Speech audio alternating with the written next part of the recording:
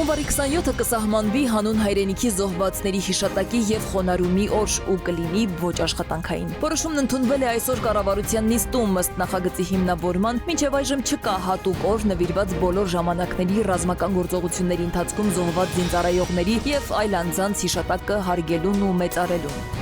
Գյումրիում տեղի ունեցած զանգվածային անկարգությունների մասնակիցներից 13-ի նկատմամբ որպես խափանման միջոց կիրառվել է կալանքը։ Տեղեկությունը քննչական կոմիտեից են փոխանցում։ Անչափահասի նկատմամբ կիրառել են համակցված խափանման միջոց տնային կալանք և ստորագրություն վերցրել չհեռանալու մասին։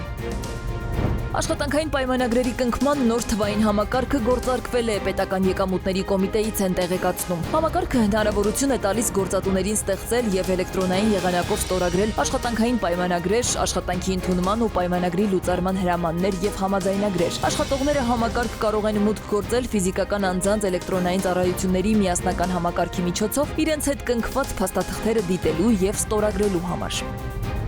Մուրացան մանկական հիվանդանոցում 15-ամյա աղջկա մահվան դեպքի առթիվ քրեական վարույթ են նախաձեռնել։ Համացանցում տեղեկություններ շրջանառվեցին, որ հոկտեմբերի 15-ին Մուրացան բժշկական կենտրոնում 15-ամյա աղջիկը մահացել է դիմածնոտային վիրահատության ժամանակ արված անզգայացման հետևանքով։ Քննչական կոմիտեից տեղեկացնում են, թե համացանցում նշվում է, որ աղջիկը մահացել է վիրահատության ժամանակ, վարույթով սակայն այդպիսի տվյալ չկա և որ բժշկական կենտրոնում անչափահասի մահվան դեպքի առթիվ քրեական վարույթ է նախաձեռնվել սպանության հոդվածով։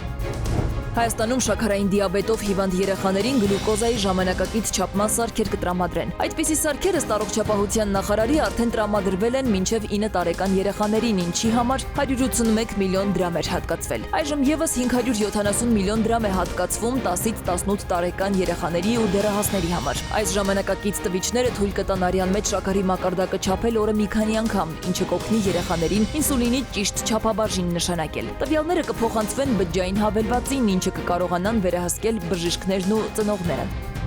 Երևանի Մալաթիա տոնավաճառի կոշիկի պահեստում հրդեհ է բռնկվել, հայտնում են ներքին գործերի նախարարության փրկարար ծառայությունից։ Կամեկ տուժած դեպքի վայր են մեկնել ներքին գործերի նախարարության փրկարարական ծառայության Երևան քաղաքի փրկարարական վարչության հրշեջ փրկարարական ջոկատների մարտական հաշվարկները։ Ճգնաժամային կառավարման ազգային կենտրոնում հրդեհի վերաբերյալ ահազանգը ժամը 14-ին է ստացվել։ Հրշեջներին հաջողվել է կրակը մարել ժամը 17-ի սահմաններում։